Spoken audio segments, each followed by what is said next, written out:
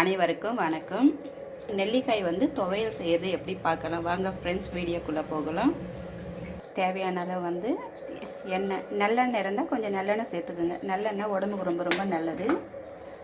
அரை ஸ்பூன் சீரகம், 1 ஸ்பூன் தனியா, 4 காஞ்ச மிளகாய், ஒரு 5-6 பல் பூண்டு, ஒரு நெல்லிக்காய் சைஸு புளி, கொஞ்சம் தேங்காய் சேர்த்துக்கோங்க.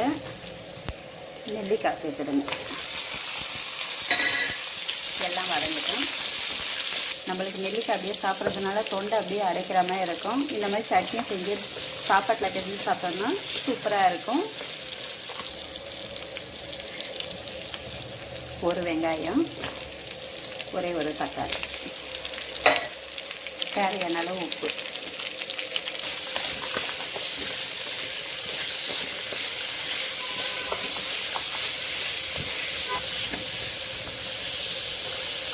அப்படியே ஒரு 5 நிமிஷம் வதங்கட்டும்.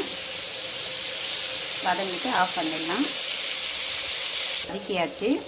இதை ஆஃப் பண்ணிவிடுங்க. ஆறட்டும். ஆறின பிறகு மிக்ஸி ஜாரில் இதை அரைச்சிடலாம். பாருங்கள், நல்லா வதங்கிடுச்சு.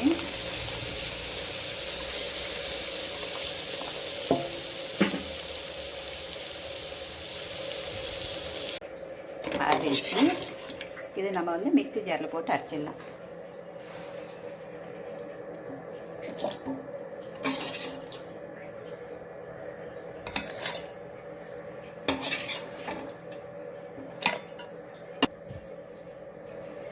கொஞ்சம் தண்ணி சேர்த்துக்கோங்க.